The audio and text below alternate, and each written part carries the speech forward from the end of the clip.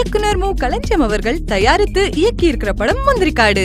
இந்த படத்தின் மேக்கிங் ப்ரோமோவை சமீபத்துல மூத்த தலைவர் ஐயா நல்லக்கண்ணு அவர்கள் வெளியிட்டிருக்காங்க. முந்திரிக்காடு படத்தில் தொழில்நுட்ப கலைஞர்களாக வேலை செய்தவர்கள் இந்த மேக்கிங் வீடியோ பத்தி அவங்க கருத்தை பதிவு செஞ்சிருக்காங்க. அது என்னன்னு கேட்போமா?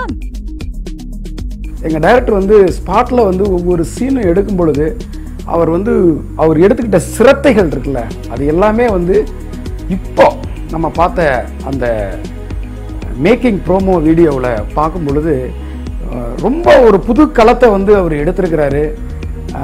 பாலுமகேந்திரா சார் வந்து அன்னைக்கு சொன்ன மாதிரி இயக்குனர் களஞ்சியமும் சிவசுந்தருடைய இன்னொரு படைப்பை வந்து நான் சேர்ந்து இணைஞ்சு அவங்க செய்கிற அந்த படைப்பை நான் வந்து எதிர்நோக்கி இருக்கிறேன்னு அவர் அன்னைக்கு பேசின ஒரு பேச்சு இன்னமும் எனக்கு வந்து அப்படியே இப்போ பேசுகிற மாதிரி இருக்குது. இப்போ ஒருவேளை அவர் இந்த மேக்கிங் ப்ரோமோலாம் பார்த்துருந்தாக்கா கண்டிப்பாக அவர் சிலாகிச்சு தான் போயிருப்பார். எழுத்தாளர் இமயத்துடைய அந்த பெத்தவன் கதையை எடுக்க போகிறாருன்னு தெரிஞ்ச உடனே நான் முதல்ல செஞ்ச விஷயம் அந்த புத்தகத்தை உடனே தேடி பிடிச்சி அந்த கதையை வந்து நான் அப்போ தான் படித்தேன்.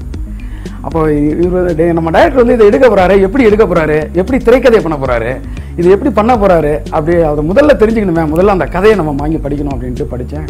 அந்த கதை வந்து படித்து முடித்த உடனே பயங்கர கனத்தையும் ஒரு ரணத்தையும் உண்டு பண்ணுச்சு. ஒரு மிகப்பெரிய அளவில் டைரக்டர் வந்து ஏதோ பெருசாக பண்ண போகிறாரு, அது என்ன பண்ண போகிறாரு, அது எப்படி பண்ண போகிறாருங்கிறத நான் ரொம்ப உன்னிப்பாக அப்பப்போ இந்த ப்ராஜெக்ட் பற்றி ரொம்ப கவனிச்சுட்டு வந்துட்டு இருந்தேன். மேக்கிங்கில் பார்க்கும்போது ஒரு சின்ன சின்ன விஷயத்துக்கும் அவ்வளோ கஷ்டப்பட்டுருக்காரு எங்கள் டைரக்டரும் எங்கள் ஒளிப்பதிவாளரும் ஒட்டுமொத்த டீமும்.